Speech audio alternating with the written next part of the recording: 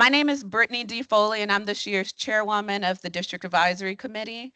I am so excited to be in this position with you guys, and I'm so excited to work with my board and lead the Board of Education and our parents to a future where all of our students are appreciated and they thrive. I first want to introduce you to our team, and I'm so blessed to have a diverse, different team that brings different perspectives to problems that we experience in the district. So if everyone could just raise their hand, some people aren't here yet, but we can meet with them in the end when we collaborate as delegates. So we have Ashley Johnson, our chairperson, co-chairperson, Michelle Abubakar, our recording secretary. Janae Lolan is our corresponding secretary. We have Ms. Shantae Carey, our treasurer. Steve Burton, our parliamentarian. He's not here with us this evening. And we have Bipashre Upshri, our member at large. So we're open and we're free to collaborate with any of you. Just send a message to our DAC email. So we're going to kick off with our DAC delegate testimonials. And every meeting, we're going to try to get different schools up and just celebrate their wins and see where they are. So do we have any delegates who want to give an update today? Yes, you can come up.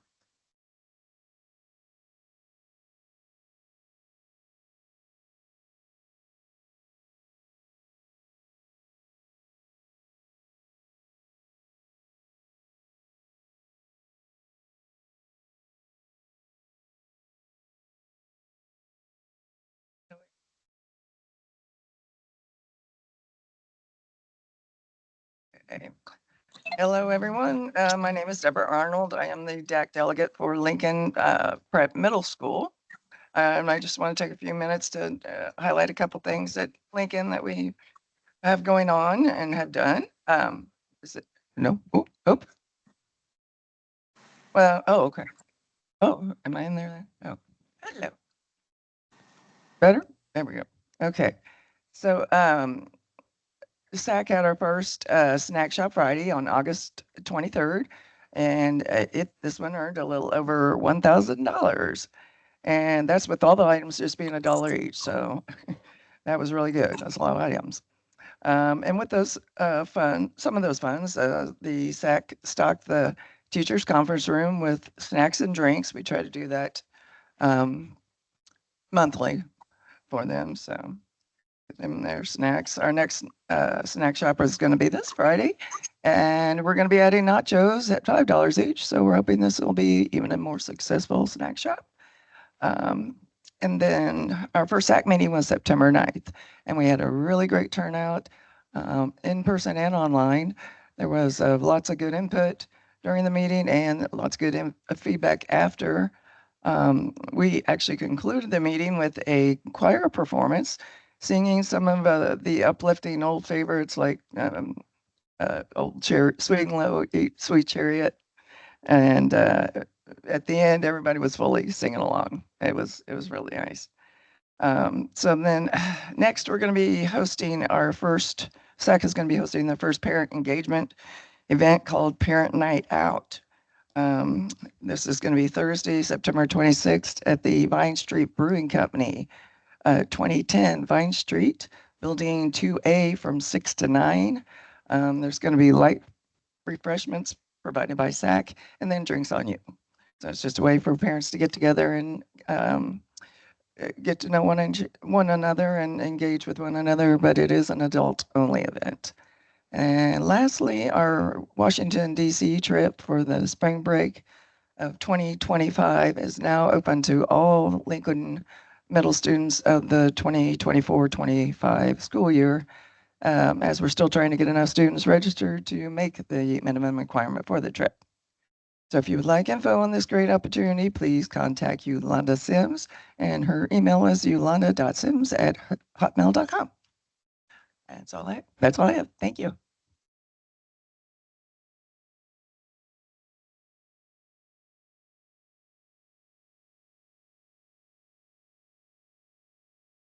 And do we have any more DAC testimonials? Speak once, speak twice. Okay. Okay, next slide. So I'd like to introduce you all to Dr. Collier. She has some remarks on the opening year and just some words of encouragement. So everyone, Dr. Jennifer Collier, our superintendent.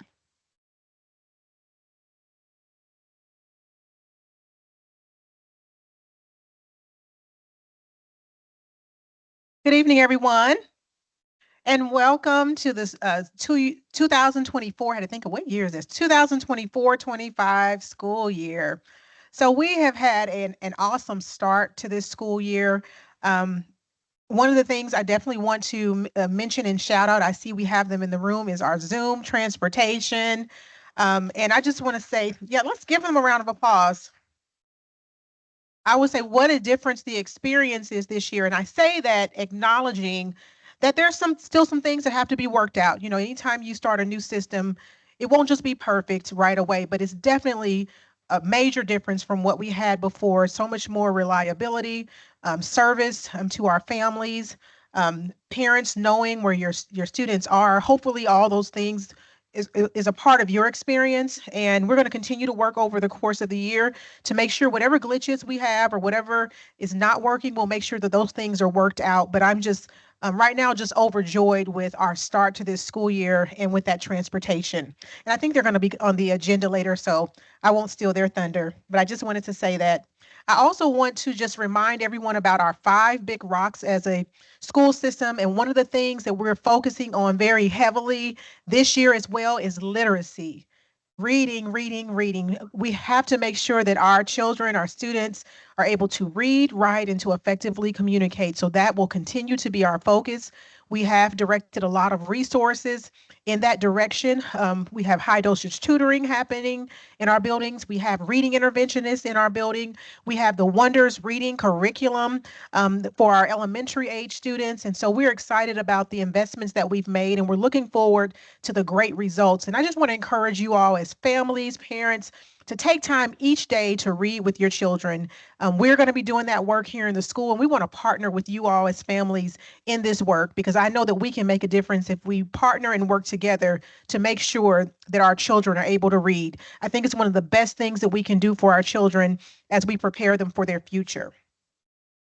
And then I want to mention instrumental music. That was something that we rolled out to 12 of our elementary schools last year. This year, we were able to roll into the remaining elementary schools, so we are excited about that. We're continuing to work. If there are areas we need to shore up there, we're continuing to work there. But I'm excited that all of our students now have access to either band or orchestra. And I'm a fine arts person, very passionate about that. And I believe that our children need an opportunity to explore the arts. And instrumental music is one of those areas that really can allow our students to have an amazing future scholarship opportunities. Also, there's a lot of therapeutic traits that are associated with fine arts and music. Exposing our kids to those things, oftentimes our kids need something to lean into. They need something to be passionate about. And I believe the arts gives our kids that opportunity. And I want to make sure that our children here in KCPS have the same experiences as children all over. And I do not think that it should be based on a family's socioeconomic status. And so that's one of the reasons why I push so hard in this district to make sure that we're providing arts to all of our kids. All of our kids have access if they so choose. And so that's something I'm very passionate about. We are expanding dance as well in our middle schools, our high schools, and we're also looking at how we can expand dance into the elementary consistently across buildings. So we're looking at arts of all kinds. And I just want you all to know as parents, this is something we're working on, and we love your feedback around that. If this is something that you feel is important to your family, your children, we love to hear your thoughts around that as well. The last thing I do want to mention is, as you all know, there's been a lot of buzz lately around our city and really nationwide around these social media threats around safety.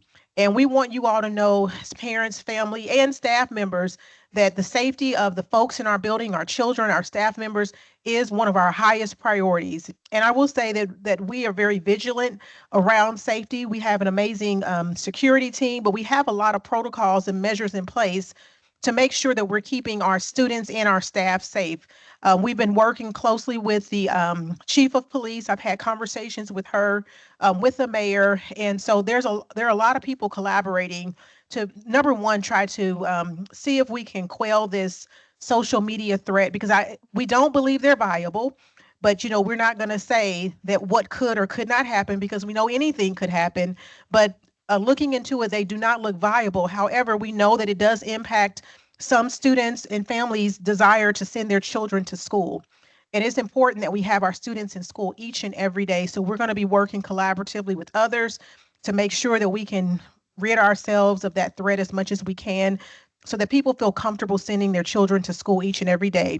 But we want you to know, when your children are with us, we're going to do our very best to make sure that they are safe in our schools. And if we know of any concerns, we will definitely communicate that with you.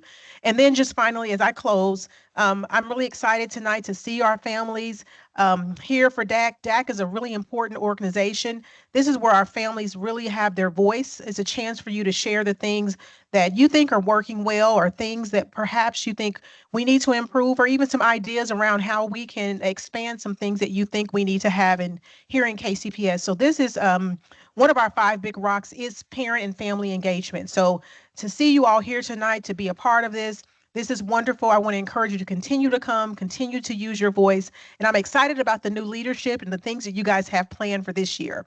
So look forward to seeing you all again. And I'm not going to take up any more time, because I saw that you have a pretty full agenda.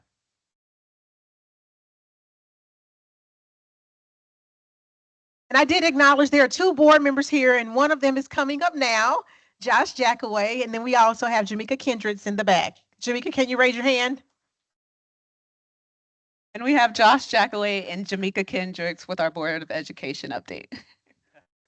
All right, Jamaica, you want to come up here, or you're just going to hang in the back, make me do all the work? All right, I got you.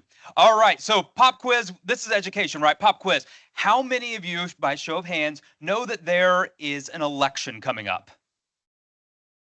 All right. Second question. How many of you know that there's an election for the school board that is coming up? Oh, less hands there, right? There's not been nearly as many yard signs or posts on social media about that one there, but it is important. So all of us in this room, I believe, care about this, because it makes a huge difference in what happens here, not just at the BOE, but in every pocket of our district, how our system operates, and all of the little granular details that come together to give our students, families, and communities the experience that we hope that they would have, as well as for us to continue to champion and work towards the ideas that we care about and are passionate about. So the school board election is going to be in April of next year. Now that seems really far away. I know that you're going, well, it's September, April feels like it's forever away. Why are we talking about this now?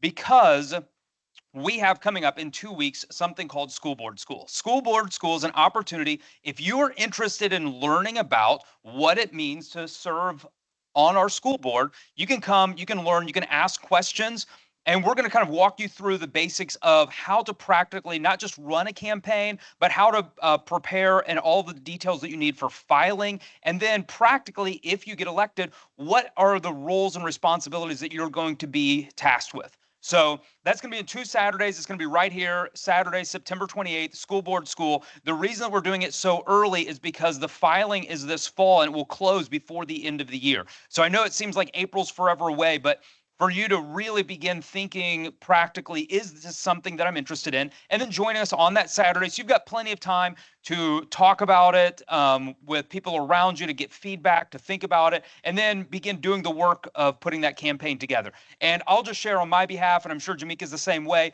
we would love for anyone in this room to join us on that day. Even if you're thinking right now, I don't know if this April is the time for me to be able to say yes to serving in this capacity, because there's going to be every 2 years there's elections for this. And so even if it's in the back of your mind right now, but you don't think this time is the right time, still we would love to have you come. And then if you can't be there, I know that we're talking about something that's a few weeks away and you might already have plans. I will say that on behalf of my colleague over here, we would both make ourselves available to grab coffee or to connect, to answer questions if you can't make it on that day. But we'd love to have you join us, be our guest. The other thing that I'll mention now, but we'll talk more at future DAC meetings, is some of our opportunities for advocacy. So you are here because you are invested and you're passionate about what happens here. And there's a lot of things that happen here in our city that are dictated in Jeff City and are decisions that are made kind of at the state level. So we've got opportunities for people to use your voice to advocate on behalf of public ed. And there's going to be more opportunities. We'll talk about that at the next DAC meeting in a couple months. But I want to kind of plant those seeds. If that's something that you're interested in, again, talk to me and Jamaica. We'd love to tell you how you can use your voice to tell about your experience so we can continue to make both this city and this state more accessible for public ed. Jamaica, anything you got to add?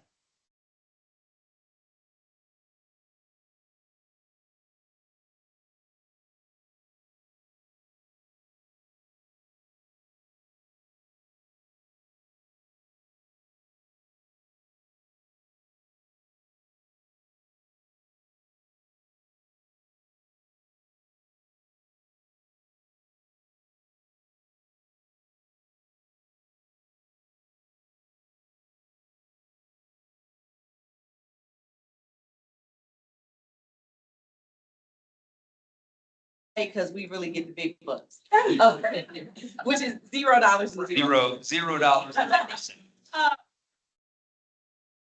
That what it is we do, what the administration does here, how that translates to the school. School board school is a good opportunity to kind of learn about what the school board is, what that commitment is, and what it is that we do. Yep.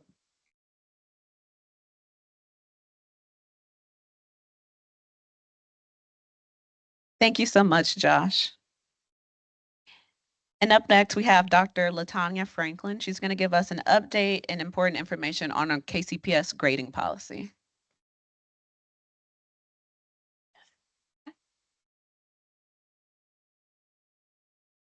All right, good evening, everyone. So in the spirit of a check-in, how many of you are familiar with the updated grading policy? It should be every single hand up in here. All right, trick question. How many of you are familiar with the updates for school year 24-25 that have been made to the grading policy? Yes, I see some hands. Okay, then last question. How many of you have taken a survey about the updates that were made to the 24-25 grading policy? Okay, wonderful. Well, I'm really pleased to be able to provide some updated information. I see some of you did get the information, but of course I have an opportunity to share more. And it also gives me a chance to say thank you for taking the time to engage with the survey. You probably took more than one survey, or you probably heard principals or other school staff talking about the grading policy, but we appreciate you engaging, but also taking the time to share your feedback. It is because of that feedback that we did make some adjustments to the policy, because it is important that we hear from all of our stakeholders. And we want a policy that really resonates with all of our parents, our staff, and our students. And so just here very briefly, because I'm not supposed to do a long presentation, I think I have about 5 minutes. Here are the major changes that we made. And the reason we felt like making these changes was important is because we did receive quite a bit of feedback about these major areas. Missing assignments. So I know some of you probably heard about that. Missing assignments will receive a 0. So students are not receiving credit if they did not complete the work. But if students did attempt the work, if we know that they put forth effort, they're really trying, we're then giving students the 40% as the lowest grade. So we want to make sure that everyone's clear about that aspect of the policy, that students are not receiving credit for work that did not get done or attempted. And then the second change that we made was really related to some of our specialty courses. Middle years program, IB, dual credit, or advanced placement. All of those courses will follow the traditional grading scale. A lot of those courses already have a grading scale attached to them, so we made no adjustments to that. And as you can see floating here on that slide is an opportunity to, I mean, it wasn't there, an opportunity to give feedback, because we want feedback about this updated policy. So I know you've given feedback before about the initial updates that were made last school year, but we really are wanting more engagement from you, and not just about the changes, but if there's something else that you would like to give feedback on related to the grading policy, this is an opportunity for you to do that. So if you have your cell phone, some of you may have already taken this survey at back to school night. Some of our schools have already done like a Title I or a SAC night. So each night we're asking our principals to provide these opportunities so that we can get more feedback from you about the updated policy. So I don't see any cell phones out yet, but I'll wait for just a second because I still have a couple of minutes. But I do want to make sure that I at least see somebody take out the cell phone. There we go. Now I see. So we should have some new responses when I look at the survey results tonight, because we are checking it. Thank you so much. These are the major changes that we've made, and so we really want to hear feedback from you, and I appreciate your time. And if there are any questions, I'll be here, and I can meet with anyone individually as needed. Thank you. Thank you so much, Ms. Franklin.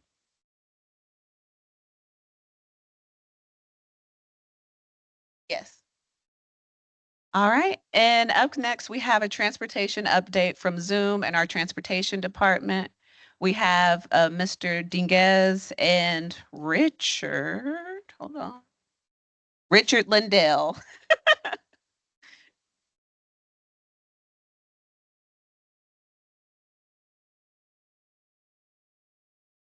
It's good to keep up, Courtney. Okay.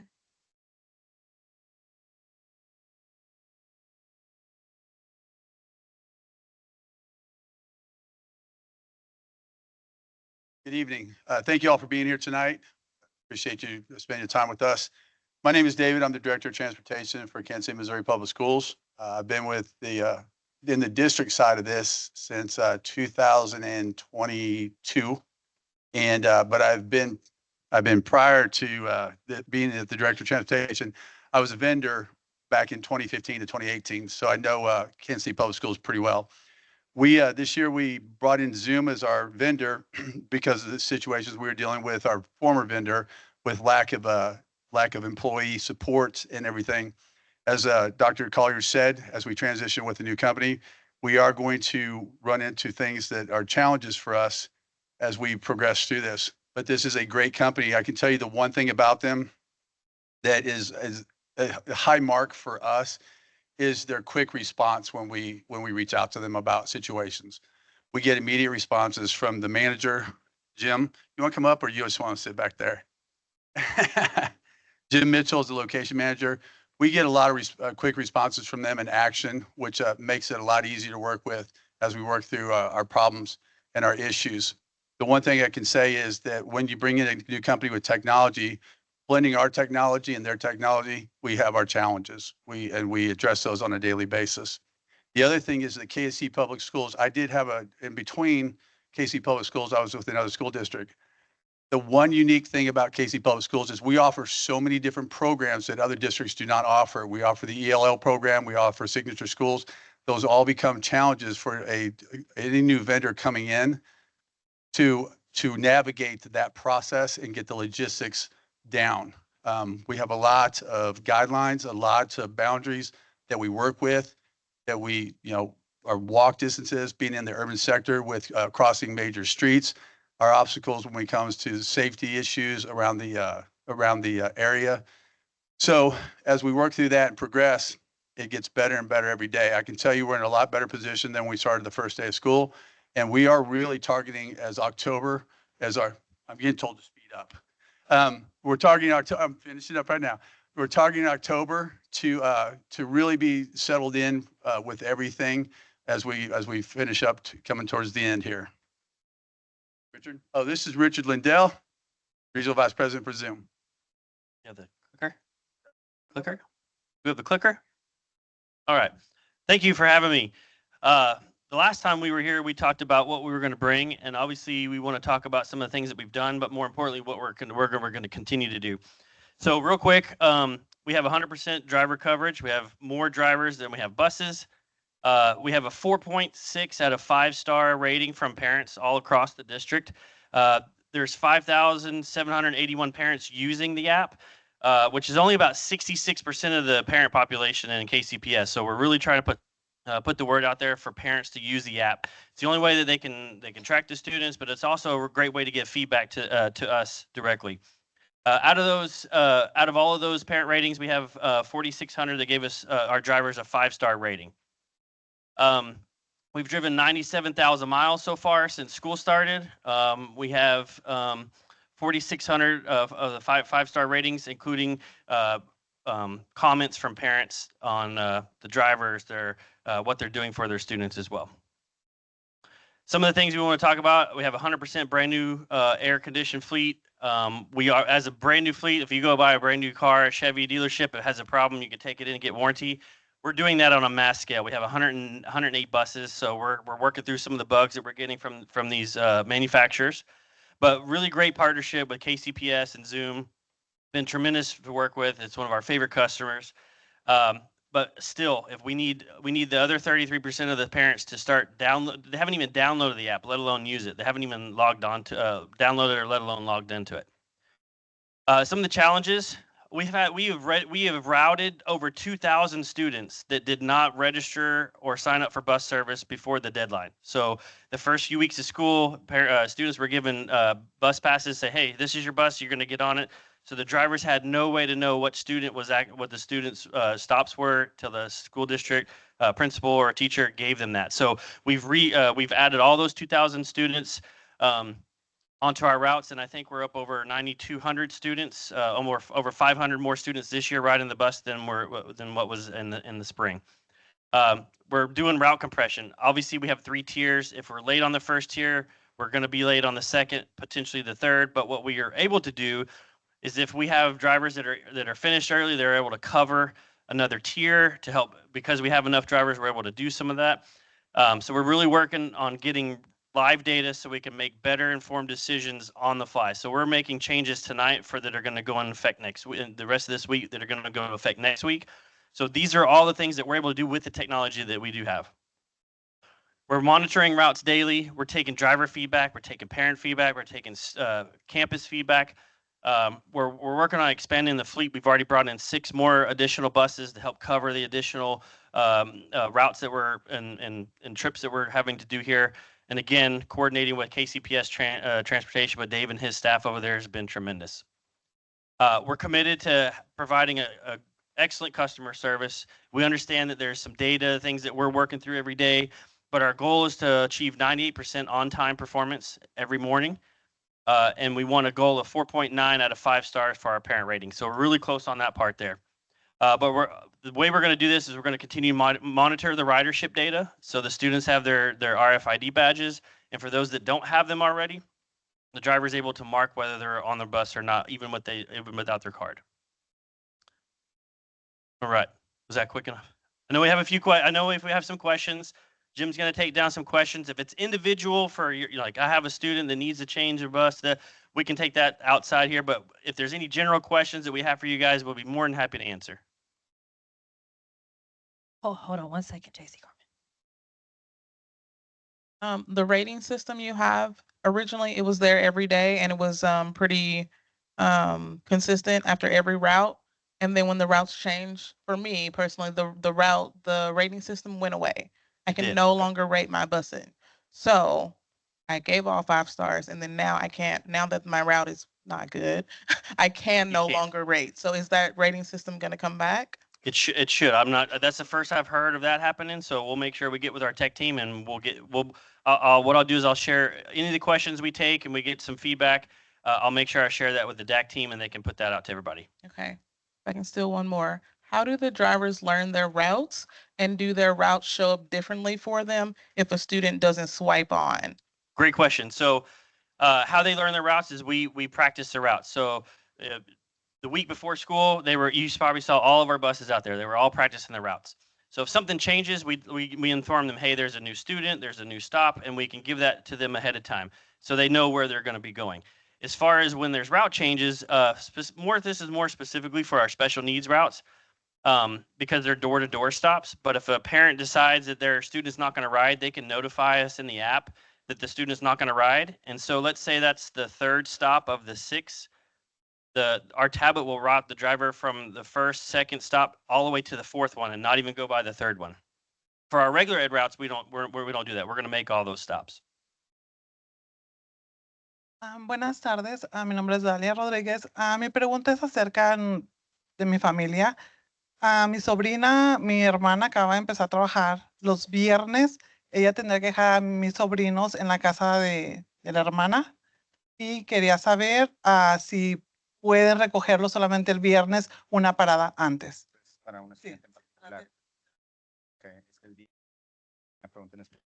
Pueden ver aparte, así que- So she has a question regarding a specific student, but you did mention that you can take that on the side, or can we Yeah, answer as it we're right doing now? here, we could go outside. Okay, And we can help you individually. That way we can give you Yes, please. better You can answer. information. It's about Me a es- student specifically. Yeah, mi español es muy poquito. Okay. Entonces ahorita que Thank you. que Gracias. Gracias.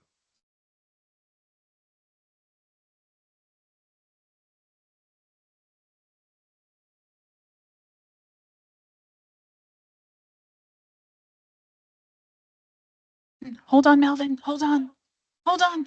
We got folks online. Oh, sorry. Um, so, and I just actually learned this morning, but the problem isn't so much as picking up the students and bringing them to the school, or picking them up from school and dropping them off at their particular stops.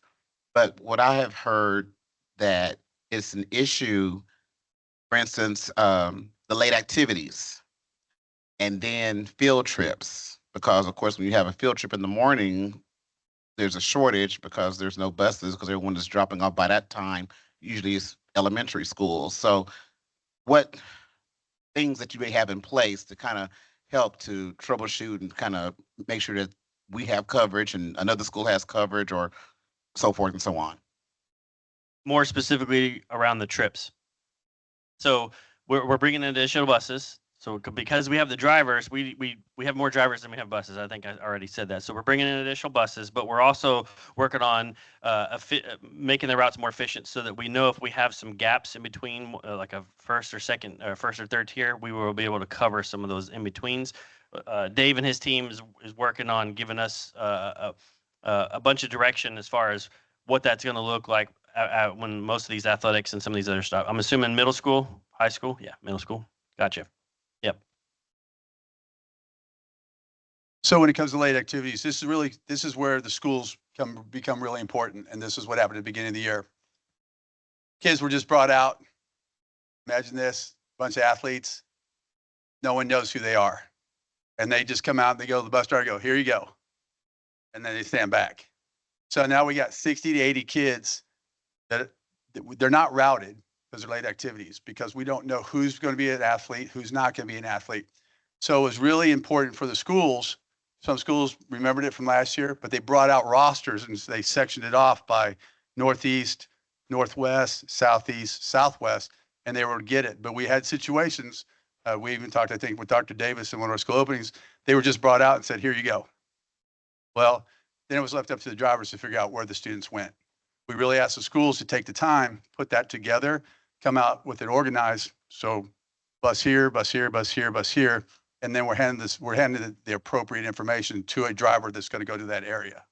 So it really becomes a combination and a co-op between the school and the bus driver.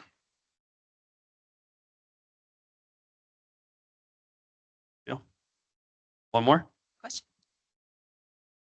Just to piggyback off of that, will that work for like elementary too? Because they're in like some of the kids are in Link and Girl Scouts and stuff like that.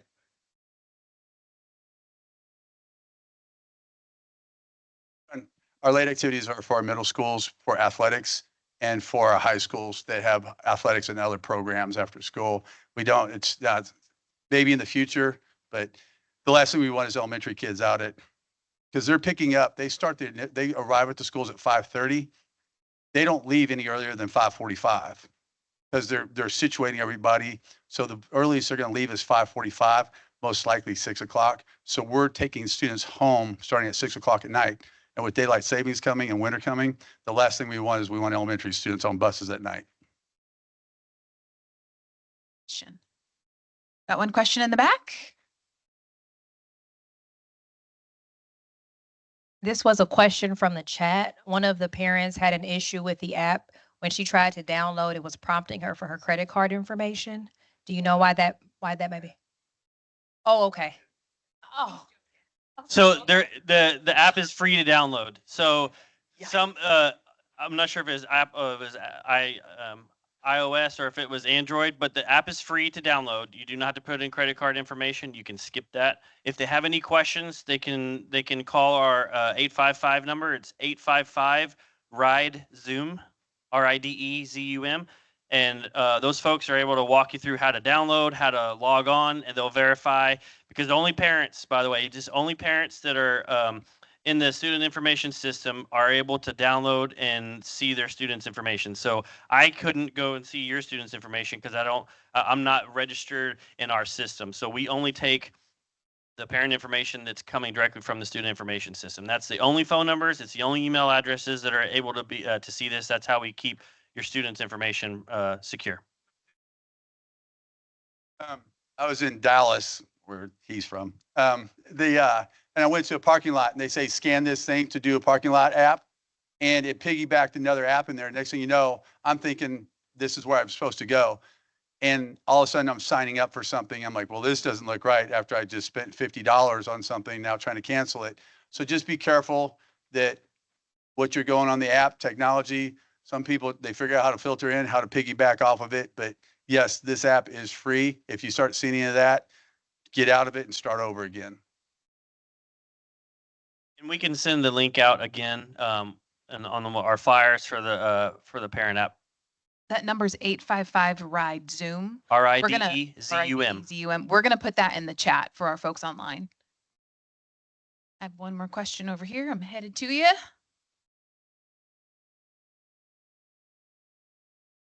Especially in context of elementary school, like my child is in Link program. So he has bus service in the evening, but every day, like there will be no show in ride completed. So like, will it affect children missing the bus or something will be flagged or something like that? Or like do we have a system to cancel those rides so that there won't be any confusion? I just wanted to ask that thing. Absolutely. So parents can cancel the app. For other students that might be at your student's bus stop, the bus is still going to go there. So if you want to, you can do that, and we can work with the student information system that if your student is never going to ride in the afternoon, we can remove them from the ride in the afternoon, so you only get the morning notifications. It's kind of specific, like previously on first week of school, like the bus was late up to like 45 minutes or 1 hour in the morning, and same thing happened in the evening. So I went and personally picked them, and after that it was kind of fine. But like from last week or 3-4 days, what I've noticed is that the bus is coming too early. Like mine is the first stop. So like according to the email, my arrival time is, let's say, like 8:34, but the bus in the app shows right next to my corner at around like 8:11, 8:15 or something like that. So once that thing is there, the bus is arriving, like it kind of give us pressure so that the street is not blocked or something like that. Okay. So it's coming early. So how do we deal with that situation? Great question. So between the first tier, between elementary is third tier. So if they finish their second tier and there's some time before they start to pick up their third tier, the bus will pull over off the side of the road, a gas station, a grocery store, somewhere out of the way.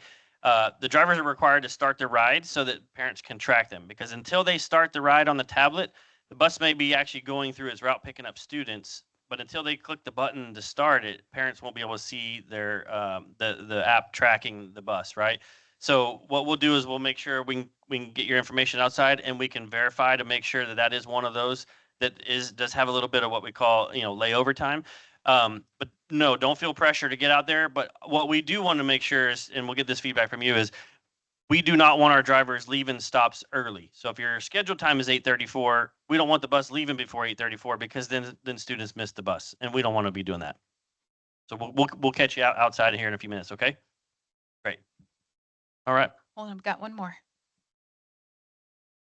Our school has a WhatsApp group that all bus riders are in. So my questions come from like 35 people.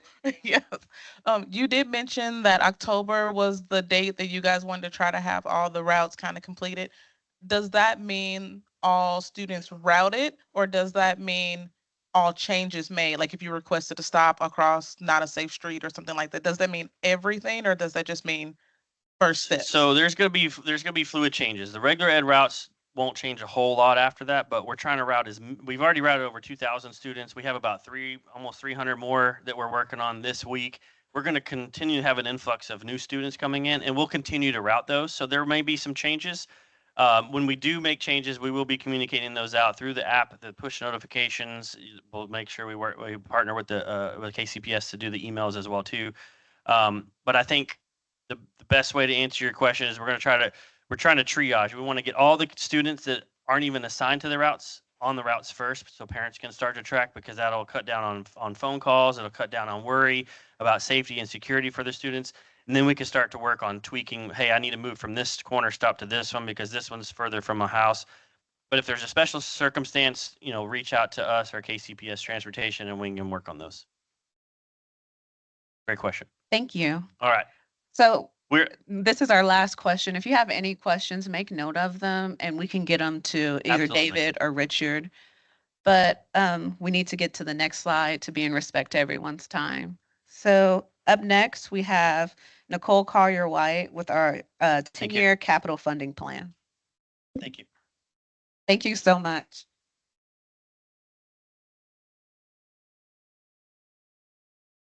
All right, thank you all. Good afternoon, everybody. I guess 6:47, we're in the evening time, so good evening. Nicole Collier-White, Chief of Comms. Hopefully, all of you have heard of the district's 10-year capital funding plan. Yes, oh, loving the nods, the yes, the shaking, beautiful. So I think we've presented to DAC before, but wanted to let you know we're still pursuing this bond. So for those who don't know, KCPS is on an effort to revitalize all of our facilities. You probably know that when you walk into your kid's building, what you see is not exactly what they deserve. We need to have enhanced buildings, modernize, they need to feel safe, warm, comfortable, dry, all of those things. And the sad part is the only way to fund that on a large level, which is what we have a large need, is through doing a general obligation bond. So Kansas City hasn't actually passed a bond to do that since 1967. And we have to have voter approval to get all of the funds to make those significant changes to our buildings. So I'm going to have my IT crew just show you a quick video that gives you just kind of a clear indication of what our buildings look like versus other school districts that actually have bonds that pass.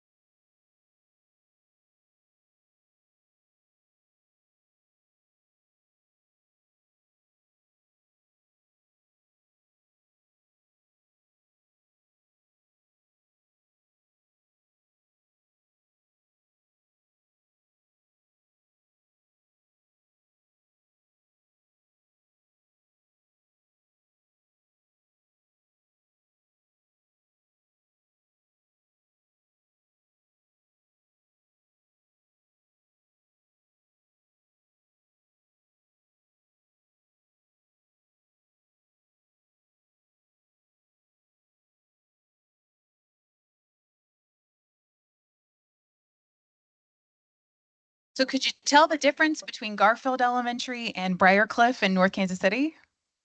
A big difference, right? And how did they fund that? Their voters went out and approved a bond. And that's how they were able to make those adjustments and those changes. But to do that, we of course have to have a plan. We need to have a plan for every single school site in the district to talk about what projects are going to be done at your site. So what the district is going to do, we're going to come to you. So we've already presented kind of a draft plan in August to our school board. And then next, this lovely box here, we're going to do some community engagement. You're going to have a team member from KCPS come to every single school in the district and talk to you about the current condition of your building, talk about your priorities, and things that you want to see in your building. So we've already done Faxon Elementary, we've already done Central High School, we did James, Garfield. We're going to be doing several more so that we can talk to you as parents, because you're the ones that are going to be experiencing all of these new initiatives, and your students are going to be the ones walking through those doors, and they deserve the very best. So be on the lookout. Please attend your school PTO or SAC meeting so that you can give us your feedback on the suggested projects and initiatives in your building. Once we're complete with that engagement, we're going to take the new plan to our school board on November 20th. And they're going to approve this 10-year plan that incorporates every single renovation and idea that we have. And they're going to approve the bond language that will go on the ballot in April. And then, of course, everybody here is going to get registered to vote. And then you will vote in April of 2025. So how many of you have seen this survey? Because we are survey heavy in KCPS. Oh, only 5 or 6 hands. Love it. Yeah, I know y'all, because I saw y'all last week. Okay, take your phones out, because this is a participation presentation. Take your phones out. Let us know the priorities in your building. This just helps inform the conversation. Do you want us to put more money into large collaborative spaces so your kids can hang out with other kids and do group lessons? Do you want better signage in your building because you get lost when you're trying to find your kids' classroom? Do you want safer and more secure buildings? We need to know your priorities. What do you want to see first, second, third, fourth? We want to hear from you so that when we take that revised plan to the board, they know it's actually what you want and not something that we just did in a room in the back. It has to have your feedback. So we're asking you to fill out this survey, attend your PTO or SAC meeting, and give us your feedback, because this should be your plan for your kids, right? And so we need you to be engaged in that effort. So some upcoming dates. Like I said, from today all the way to October 18th, we're going to be making our way through every single school to get feedback. October 29th, we're going to host an open house, and that's going to have different boards with information about the condition of every single building, talk more about those specific projects on a grander scale. You can actually see the money, how much we're requesting, where it's being spent, how's the accountability going to go. And then on November 20th is that wonderful big huge vote. If you want to come here and rah the administration as we present in front of the board, you are more than welcome to do so. And then April 8th is that vote. All of this information about the plan, any work that we've done previously, how you can be involved, share the story, tell your friends, when you go to the grocery store, all of that is also online, or you can hit me up after the meeting and I'd be more than happy to give you flyers, talking points, anything you need to tell the story of why KCPS kids deserve more than what they have right now. We are more than happy to do that. Okay, any questions for me? Yes. No, you're okay. I have a question here.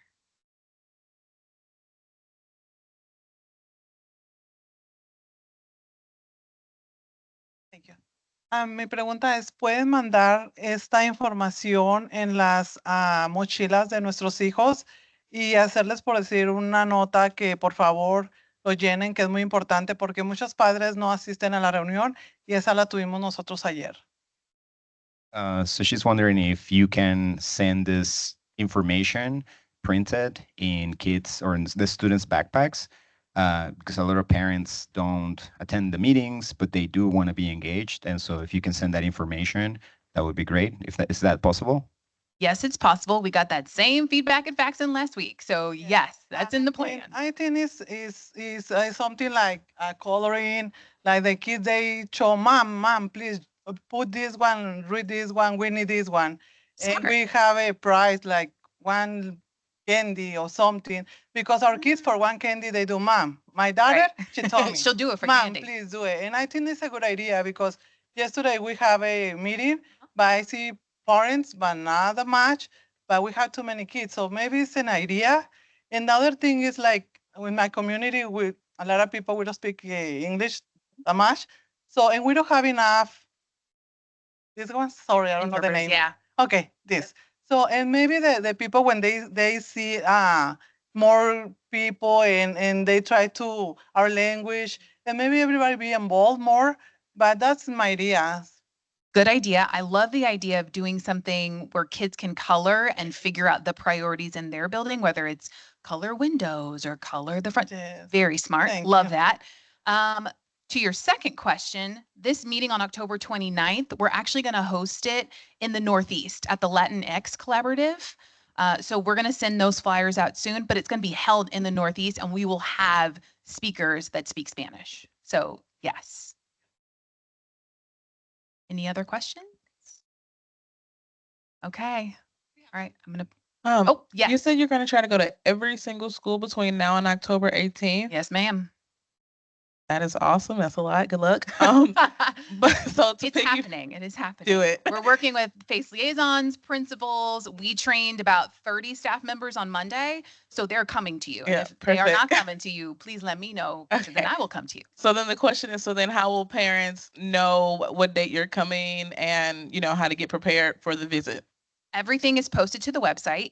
The dates were included in the community newsletter last Thursday. Your face liaison should be telling you when your SAC and DAC meeting, or not DAC, your SAC meetings are.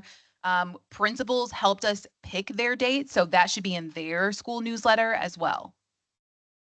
But if you're not seeing it, please let me know. Courtney? Sorry.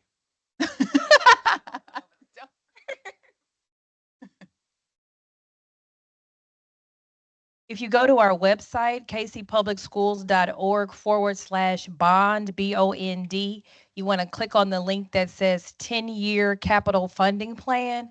And the page that opens up has a lot of resources. And one of those links is your school-based meeting schedule. So we're updating that schedule every week. Some things have shifted and some things have changed, but we want to make sure to try to keep that as up to date as possible. But you'll be able to see your school and the date and time that will be at your school. If your school is not there yet, that's because we're still getting your meeting schedule, your meeting confirmed.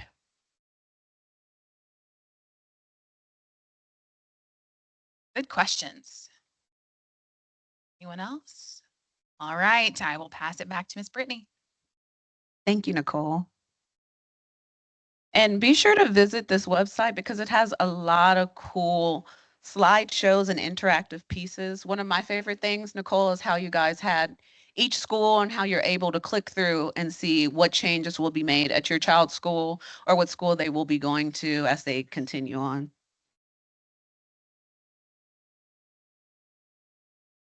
And I wanted to announce our committees. We have a new board this year with a lot of new plans, and we're looking for people to get involved in different committees.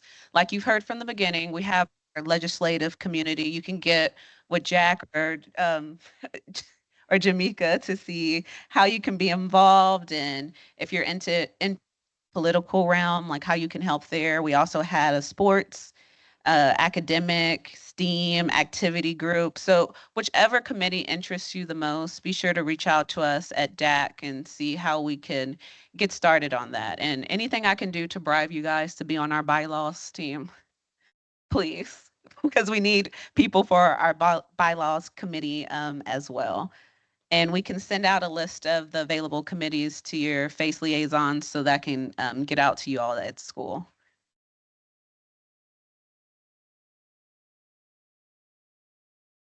And that's the end of the general meeting. If you are a DAC delegate and you'd like to stay for a conversation, you can feel free to do that now, or if you're just somewhere normal, you can go on.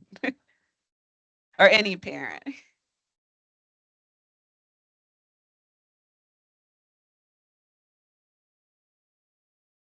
Day.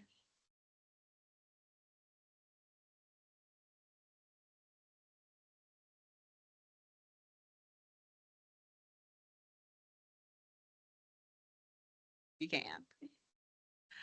Okay, so and again, I really want and I want you to know our DAC chair people this year.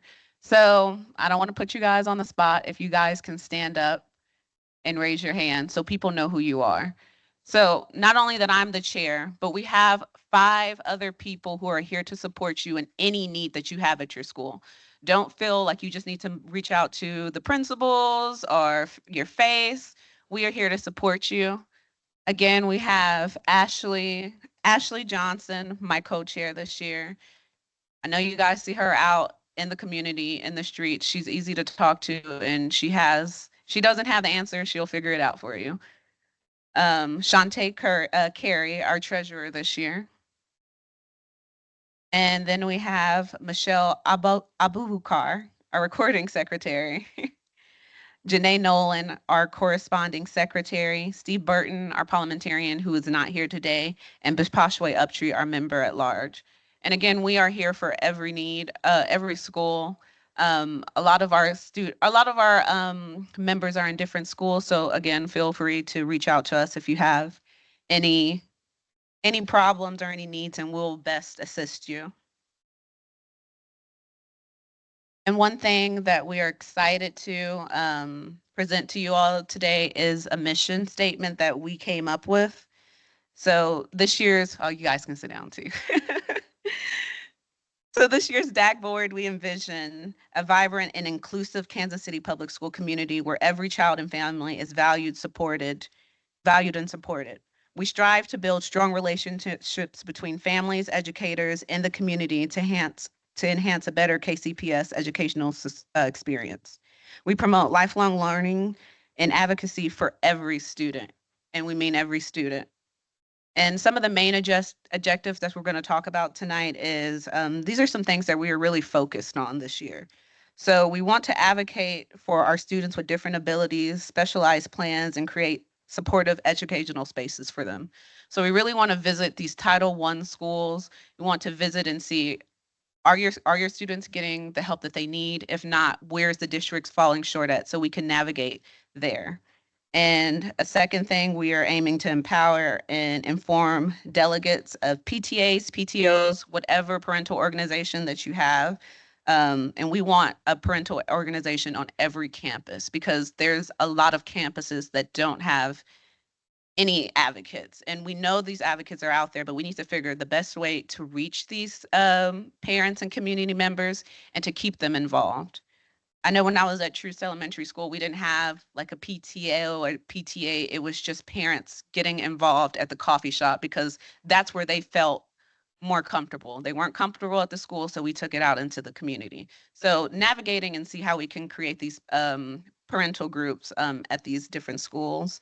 And lastly, we want to get through this older DAC business. There's a lot of things that the DAC started on the previous years. I'm only a parent that's been here for about 3 years. So I want to go through those things, go through the archives and last meeting notes so we can see what are we missing and what can we take on this year.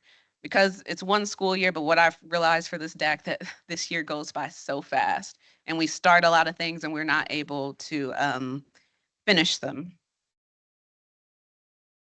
So I want to open up some discussion for any parents who may have children with different specialized IEP plans, dyslexia. Do we have any parents in the building or caregivers with that? Okay, Ashley. And one back there. So we just want to just open up and just to see if you guys feel supported at your school. Do you feel like your child is getting what they need or where we can be better at?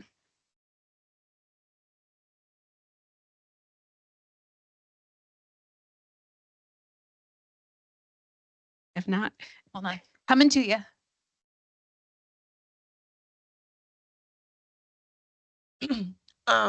My son has an IEP in speech. He's been having it for a long time. But last year I felt like he was getting what he needed. At the beginning of the year, I didn't even know his therapist left. Like she didn't communicate that to me at all. So that kind of took me off course because I was confused on who his new therapist was, how many hours, like did his IEP change? But that's the only thing I had a concern about. Okay.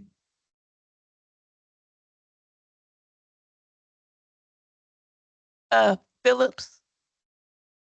And as you're sharing, if you can just make sure before you leave, you provide me with your name, your student's name and contact info so we can make sure you get followed up on and get some support for your situation.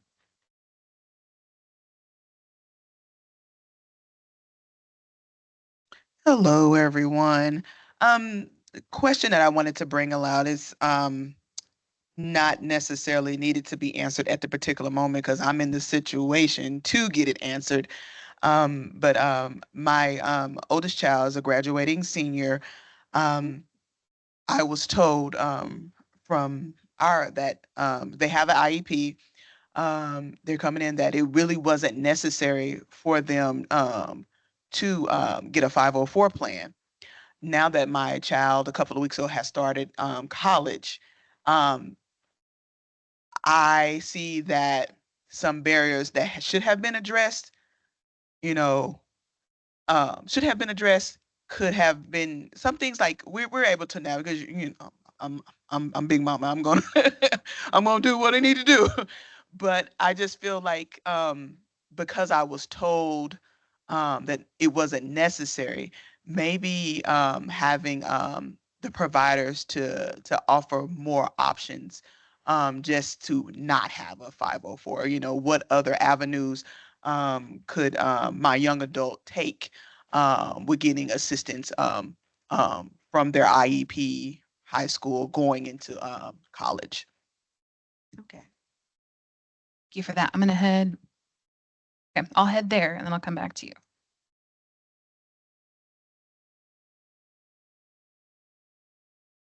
Ah, mi hija, es tartamudeaba algo. Yo sé que eso le ha afectado un poco en la escuela. De hecho, el año pasado, si mal no recuerdo, hablé con la escuela, hicieron un examen y dijeron que no era necesario. So my daughter, I noticed that she had a stutter, and we let the school know, and they tested her, and they said that it wasn't necessary to do anything special.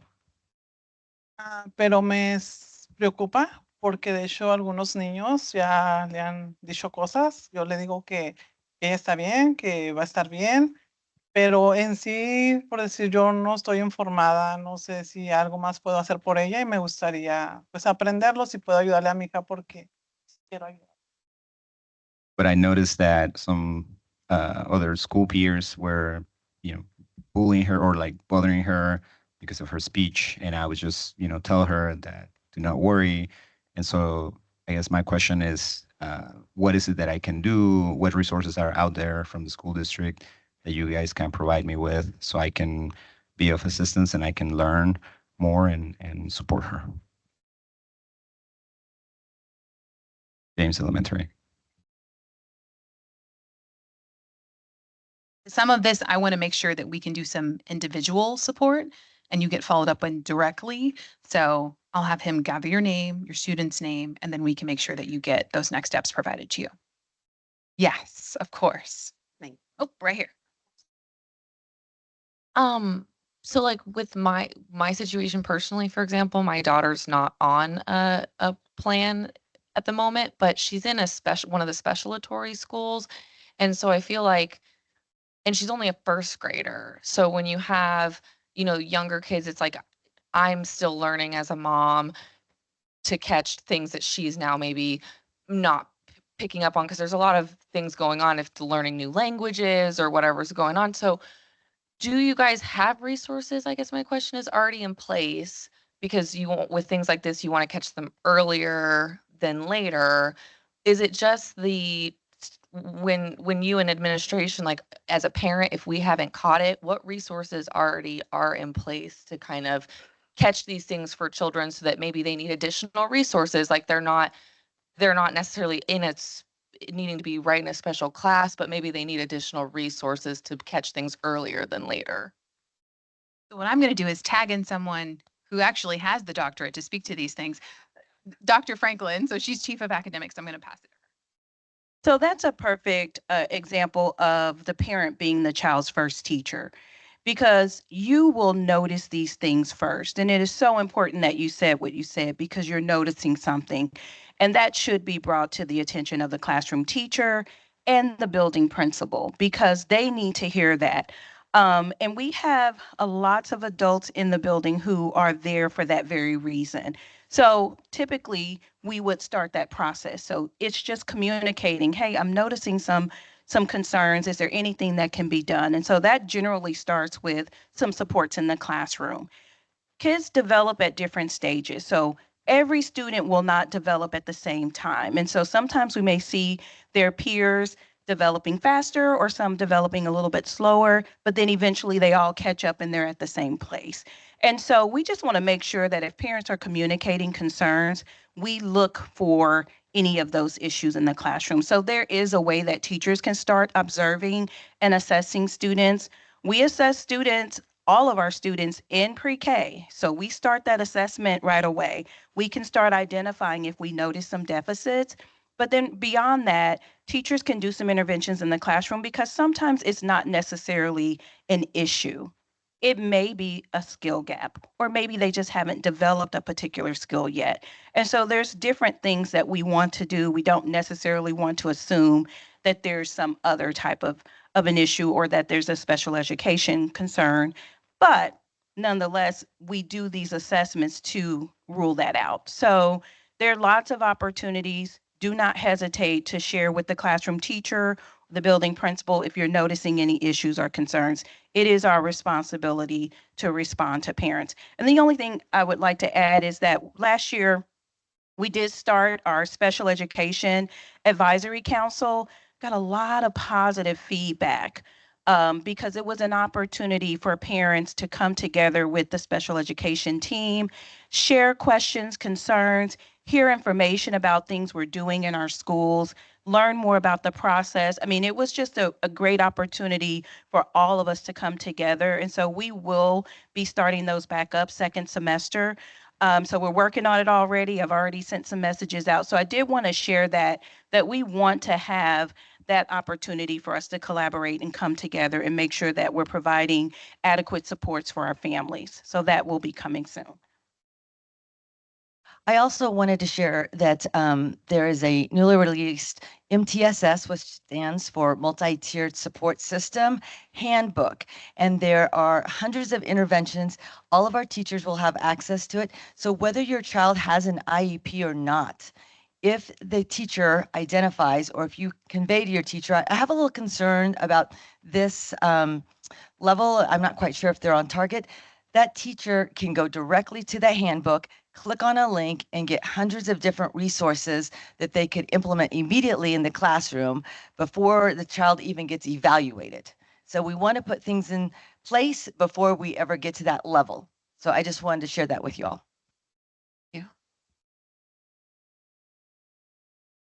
I just had a question on how, what's the process in if I notice my student is having a little problem?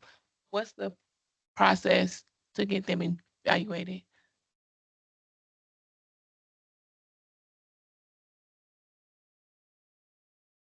So all a parent has to do is express that I have a concern and I would like to have my student evaluated. That really is what starts the process. Just making the request starts the process. And so they will then take the necessary steps to see if in fact there is, just like Ms. Herrera mentioned, we do all these observations, assessments to see if there is indeed an issue that needs to be addressed. So just by making that statement, just like you've said it here, so we'll definitely make sure that that gets going. And like she said, you can do it all the way in pre-K. So my daughter this year started P3 at Border Star. I had her evaluated this past February for speech because I knew there might be some potential speech issues. So she could start the first day of school with her minutes. So you can do it even before you know, okay, I think my little's going to start this fall. Go ahead and reach out to the district.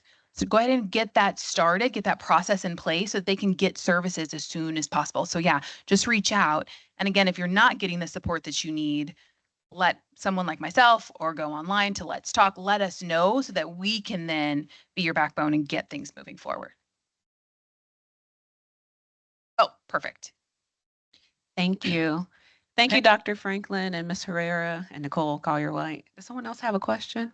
Oh, I'm sorry. I see you're, I know, and you're hidden before. I can't see her through the thing.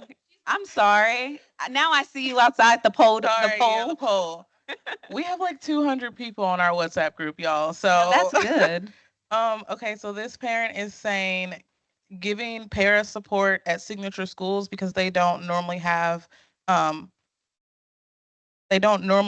special ed paras at signature schools. I don't know that, but I think that's the case. That's what she's saying.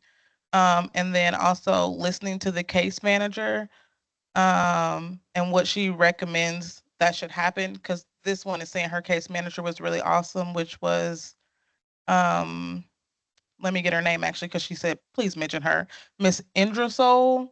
They said she's super awesome, but like really like listening to that case manager, because sometimes that case manager may need to flex things to make sure it works for that particular student.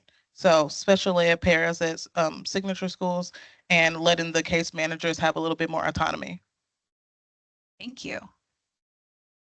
What school are you representing? FLA. Any other questions? All right, back to you, Brittany. Okay. And thank you guys for all that helpful information. And for the parents who made comments, if you don't mind, I get your email too, just to check in and see if you guys got everything that you needed for them, or if you need any more help guiding along the process of that. And on to the last thing we really wanted to get in contact, get feedback from is starting up parent organizations. I'm at Hale Cook and we have a really good parent group, a really good PTA, and I know FLA has it. And if there are any leaders of any PTAs here, we just would like to know, like, how old is your PTA or PTO? And how long have you guys just been trekking through it? So any parent group, so I know at Faxon, there's a parent empowerment group. Some of our schools, many of our schools have school advisory committees or school advisory councils or SACs or SACs. or PTO, or parent teacher organization. Be sharing what our PTO does, or Oh, just how long you guys have been in service and officially since 2014, but really kicking up post-COVID. Obviously, and we have a new PTO president she's been there for only 2 years. Yeah, she's done a lot in just the last 2 years. Okay. Mm-hmm. About how many people are in your PTO, you said? Right. Huh. Yeah. Okay.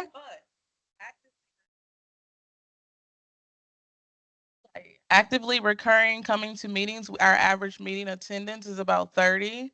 And then for our committee meetings, it's about 6 to 10. And then we tracked volunteers last year. So every volunteer got a certificate. We had over 100 volunteers. And that was a one-time volunteer or a multiple-time volunteer. Yes.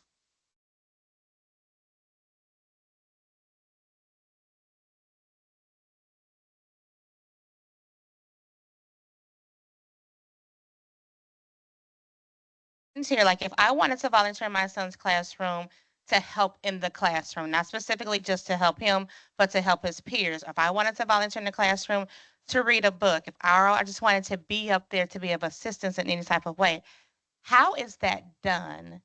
What we have we have a parent empowerment group, but I'm piggybacking off on the thing about getting more parents involved in the building, not just in the PTOs or the SAC meetings, but just there at the building. What are the guidelines from the school district What do parents have to do? Is it a background check today? Is it just to sign in? So that when I go back, I can tell them, okay, this is what has to be done, or can it be sent to the FACE liaison in a way that he or she can make sure that is passed on to people so that we can get that involvement, because we have a lot of parents who come up there for when they have lunch with learners. And we want those same parents not to just come up there for lunch, but to be able to volunteer throughout the school day to see, hey, how can I help? But if we're met with opposition, then that kind of makes everything stagnant. I can answer from the district perspective. Okay. So our protocol for volunteers who will be around children is that they do complete a background check. My understanding is that hasn't been necessarily implemented across the board every single time in every single building in every single instance. So our partnerships and community relations manager,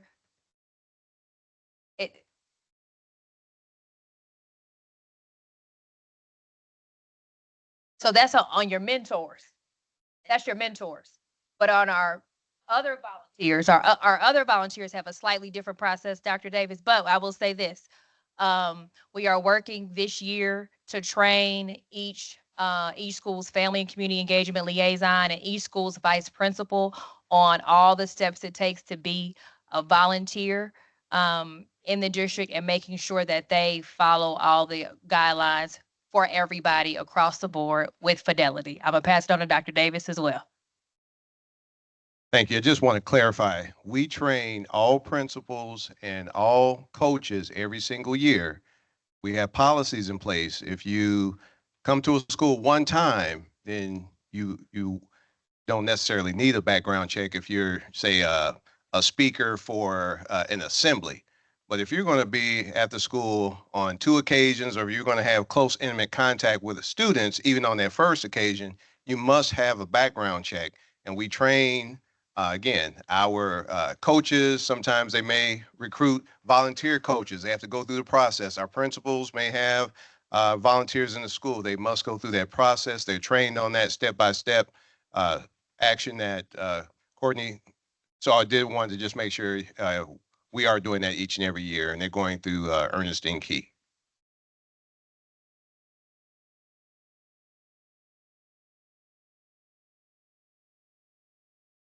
You get pushback from, I don't know if you're getting pushback from administration at your actual school, but I think that's where the district should, sometimes our PTO has had to go above administration, go to the district level, because the district has supported us in wanting parent representation. Like, they want parents at the school and being there to be, representing what's happening with administration and following those things. So I think that you'll get good, if you have to go to the district, but hopefully if you can work with your administration should also want hands on deck for their kiddos. So.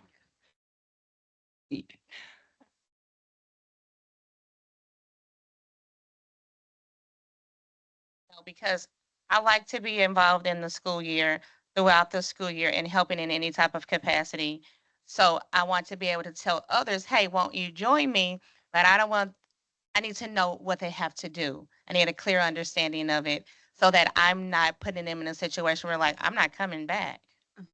So I like that. I always hear about foreign language having so much this great representation. And just because Faxon isn't a signature school, I'm like, well, we could be just as popular as them. How can we get like that? So that's what we're kind of pushing out throughout the year, but I like to hear your input. That, I feel like that's good. Before I came, I was at Troost, and that was a big problem of getting parents actually involved in the school the way they liked. Was they were afraid or had concerns about the background check, so they weren't in and out like parents at other schools. So I'm interested to see, like, what involves the background check. Is there, I'm not going to say a way around it. Like, how can we get our parents who want to be there, but maybe something happened, they want to be in their kids' lives. So how can we really work to get these kids involved? Because I know we could have had a greater turnout at Truce, and even with my babies at King, if we could get across that background check somehow. Yeah. My question is, I will be there for my daughter. She's in kindergarten, so now she's in 6th grade. This is my question. So when we the parents, we want to try to do something. So a lot of times we don't have the support for the principal. Then I know she's new. I know I learn every day. But I think if we have a little more support, I think we'll be better. And we have a big group in our school because, in our school, the other problems is the language, I know. Before we have Miss Talita Castañeda, so she's really good. And the parents, they come and ask me, where is she? We need her.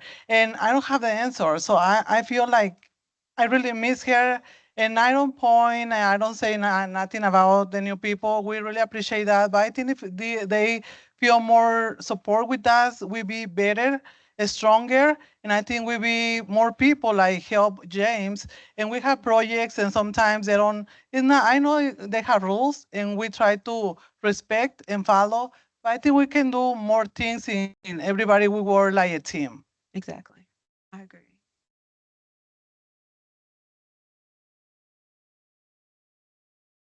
I was gonna say one thing I had a meeting with I forget her name now, but one of the older persons working in communications, and she did tell me that the background checks that they do here stay like in-house because we have like 55% of our population is Hispanic, and so some of them have concerns about being undocumented and they don't want that background check run on them. And so that is something that she was able to actually verbalize to them in Spanish and kind of maybe increase the level of comfort. But at the same time, kind of like we heard earlier, like it's only required if you're working with them continuously. If it's like a one-time thing, it's fine. But then also I know we have to sign a liability form like every single time we go on like a field trip or something like that with the students. And I will say just before I was at FLA, I was at Longfellow, and our PTO there was awesome too. So it's not about being a signature school. For me and parents of color, it's about one-on-one conversations. So Kendra will tell you, I talk to every single parent. I talk too much, y'all. I talk to every single parent at our school, especially our parents of color, because they're not going to come if they don't feel safe. This is my opinion. And if they see me, a parent of color, volunteering, they will volunteer with me.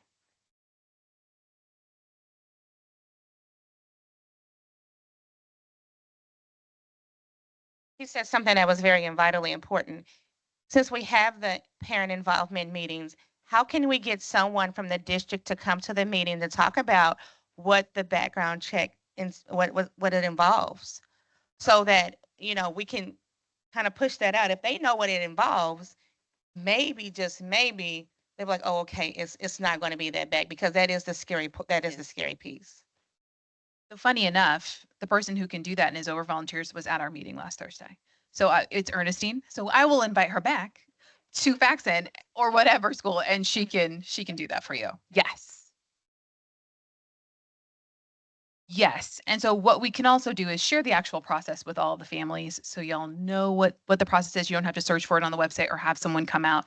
We can just share it broadly with you, so it's outlined.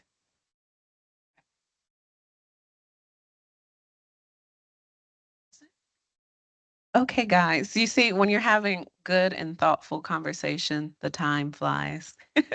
But we're at 7:30. The babies are coming out of the daycare. I wanted to thank you guys for bearing with us for our first meeting.